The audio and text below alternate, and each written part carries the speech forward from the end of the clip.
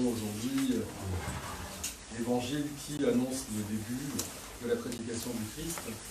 Et comme annoncé dimanche précédent, le Christ va reprendre mot pour mot la prophétie, pourrait-on dire, de Saint Jean-Baptiste, le précurseur, et appeler le peuple à se repentir, car le royaume des cieux est proche.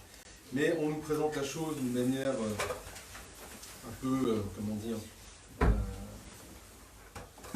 peu fascinante, un peu extraordinaire, puisqu'on entend la prophétie d'Isaïe qui concerne la venue du Christ dans cette région, et elle est assez impressionnante, puisqu'on nous dit que cette région où il se rend, puisque le Christ quitte la Judée, où il accomplit quasiment tous les sacrements pour le salut du monde, et il va se rendre dans la Galilée, et particulièrement dans la Galilée des nations, donc à Capharnaüm, qui n'est pas cette terre qui était annoncée comme celle du salut, du nom de la tribu de Juda, etc., mais plutôt, on se demande pourquoi il va dans une terre païenne, je crois qu'on peut utiliser ce terme. Et bien tout de suite, l'évangéliste Saint Matthieu dit pourquoi, révèle pourquoi l'accomplissement en fait de la prophétie d'Isaïe. Ceux qui vivent dans les ténèbres, et certaines traductions nous disent même ceux qui sont assis dans les ténèbres et l'ombre de la mort, c'est pour dire l'état dans lequel peut-être ces gens, c'est-à-dire que pas du tout dans la connaissance d'une alliance de Dieu avec son peuple, comme ceux de la Judée, ils ignoraient absolument tout, même dans l'existence d'un Dieu, même d'un Dieu unique, aucune possibilité pour ouvrir son cœur, se repentir. Donc on imagine l'état de l'humanité qui vit dans cette privation-là, d'où les ténèbres, d'où la nuit, d'où le fait d'être assis, c'est-à-dire on n'est même pas debout, on n'est même pas cet homme, comme disait saint Irénée, que Dieu attend, qui a la plénitude de sa stature. Cet homme debout n'existe pas, il est assis, il n'avance pas, il ne marche pas, il n'y a pas d'espoir. Il n'y a pas d'espoir, il est dans la privation de la connaissance de la divinité. Et on imagine quelles peut être les douleurs, hein, on recherche quoi, la magie, le chamanisme, toutes sortes de substituts erronés pour avoir un sens à l'existence, essayer de voir ce qui peut être à l'origine de la création de l'humanité. On imagine cette souffrance épouvantable de ce peuple en bordure de la terre de Judée, donc de la Galilée des nations, terre de Zabulon et Nephtali. Donc, mais Isaïe avait déjà prophétisé que cette terre de ténèbres, d'ignorance, de paganisme verrait une grande lumière.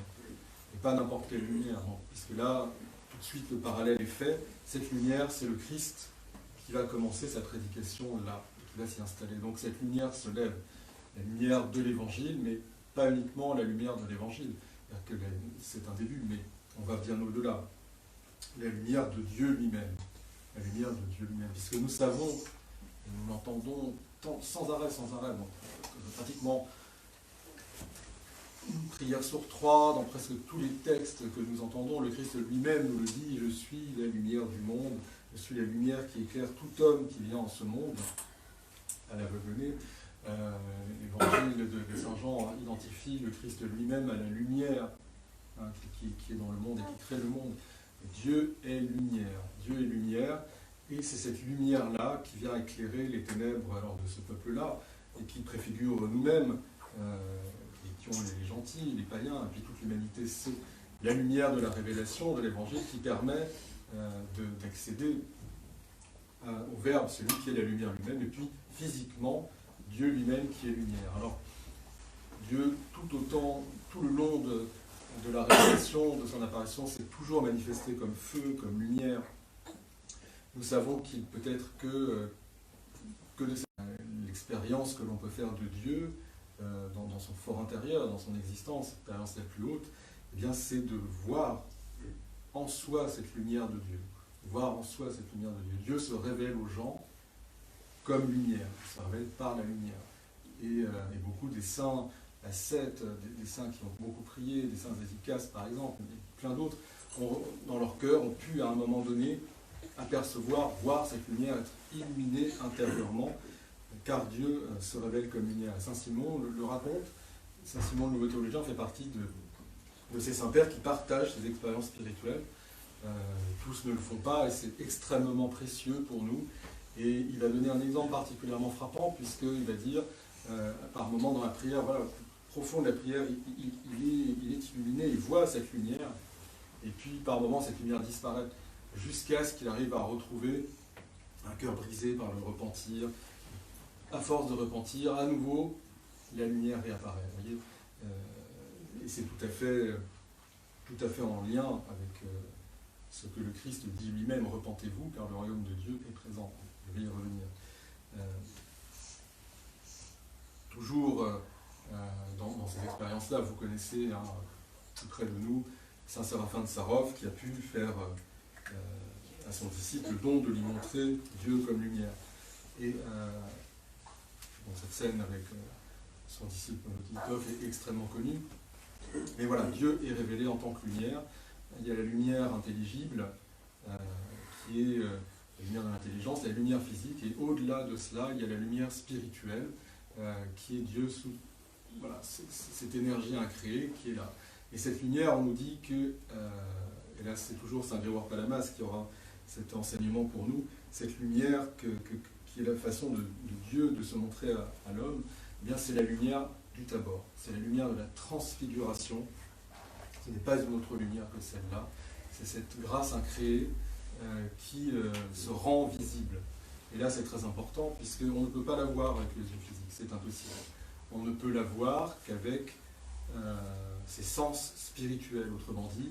Il faut que la grâce elle-même ouvre ses sens en nous-mêmes pour que nous puissions voir Dieu comme lumière, de la même façon que les trois disciples sur le mont Tabor ont pu être à un moment donné eux-mêmes transfigurés pour voir cette lumière qui était déjà là avant, mais elle s'est rendue visible. Donc Dieu se rend visible comme lumière, et pas à nos yeux physiques, et pas dans n'importe quelle condition.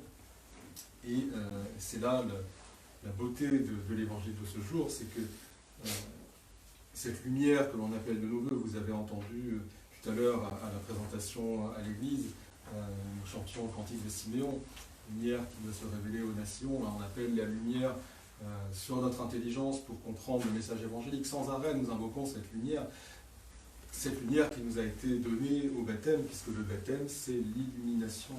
L'illumination que nous recevons, nous sommes immergés, nous sommes illuminés, et nous appelons à ce que cette lumière se révèle à nouveau à nous et que nous soyons dans l'état de l'apercevoir. Et comment ?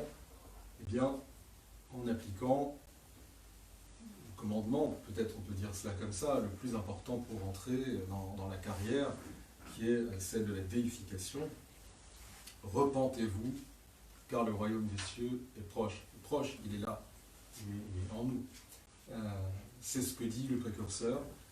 Et comme l'indique Saint Jean Chrysostome, pour que tous soient au courant que le Christ lui-même est bien celui que Saint Jean a annoncé, dont il a crié la venue dans le désert, pour qui il a accompli le premier temps du baptême, eh bien, il va reprendre les paroles du précurseur en disant « repentez-vous ». Et le repentir est la seule façon de pouvoir accéder à cette lumière. Il n'y a pas d'autre moyen pour ouvrir son cœur à la lumière que de se repentir. Alors, nous connaissons au moins trois manières de se repentir. Nous connaissons la manière liturgique, par exemple le grand carême, d'autres carèmes, où nos prières communes actionnent, nous mettent en état, invoquent se repentir en nous-mêmes, nous placent avec les prosternations, avec tout ce qu'il faut pour que notre corps, notre cœur, notre âme se repentent. Nous avons ce repentir liturgique que nous pouvons actionner. Nous avons le repentir sacramentel, ça c'est la confession, lorsque nous allons face à Dieu nous libérer de tout ce qu'on a sur le cœur, qui nous a éloignés de lui, c'est ce qu'on appelle le péché, et nous recevons à ce moment-là la punition après. Et nous avons le repentir par les larmes, qui est, peut-être on pourrait dire, la prolongation ou la réactivation du baptême. C'est-à-dire que nos larmes, alors pas d'apitoiement, bien sûr, hein, mais des larmes provoquées par la grâce. Ce ne sont que celles-là qui peuvent permettre de laver nos péchés. Et c'est là un peu le paradoxe qu'il y a, parce que pour symboliser, pour comprendre un peu le péché, imaginons que l'homme près de Dieu soit comme dans un univers un peu sombre, l'homme qui se réchauffe à un feu près duquel il peut voir, près duquel il peut avoir chaud, près duquel il peut voir son prochain, et qu'il est, se nourrir, être bien. Et puis le péché, c'est à chaque fois l'homme va faire un pas en arrière, avoir de plus en plus froid, il va voir de moins en moins clair, il n'apercevra plus l'autre, puis au bout d'un moment, il sera complètement dans les ténèbres, il aura froid, il tombera malade, il ne verra plus rien, il pourra mourir. Voilà. Le péché, c'est un petit peu ça. Et bien les larmes, c'est de supplier Dieu, de revenir vers Dieu et de se réchauffer à nouveau, comme si nous étions une icône ternie et que les larmes puissent essuyer tout cela, et après nous sommes comme un miroir qui reflète à nouveau la lumière. Voilà. Se repentir tel que nous pourrions le concevoir. Et le paradoxe, c'est que bien sûr, c'est la clé d'accès à la lumière, mais en fin de compte, les pères nous disent que sans la lumière, nous n'apercevons pas réellement le péché, ce qui nous éloigne de Dieu, et nous ne pouvons pas véritablement nous repentir. Imaginons une pièce mal éclairée, on la voit, mais on ne verra pas la poussière accumulée dans les coins, la saleté sur une partie du mur, je ne sais quoi, quelque chose par terre. Et plus on augmente l'intensité de la lumière, comme avec les lampes modernes, etc., et puis on peut voir que, ah oui, tiens, là, il y a de la poussière là, on n'avait pas vu, là, plus la lumière de la grâce en nous se fait importante, plus nous pouvons voir quel est notre péché, plus nous pouvons nous repentir et être vraiment immergés dans cette lumière. Voilà le lien dans tout cela. Donc, pour nous-mêmes, cette grande lumière vient nous tirer des ténèbres, de l'ombre de la mort, comme ceux qui étaient dans la région de Zabulon et Nephtali, que le prophète Isaïe annonce, ce baptême du Christ. Voilà, c'est cette annonce qui nous est faite. Repentons-nous, c'est-à-dire changeons complètement notre esprit.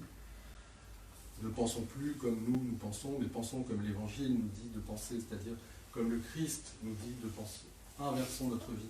Enfin, ce n'est plus nous, notre intellect qui guide les choses, mais le Christ qui les guide pour entrer dans la voie du repentir et espérer pouvoir, par la grâce uniquement, nous ne pouvons rien par nous-mêmes, apercevoir en nos cœurs cette grande lumière.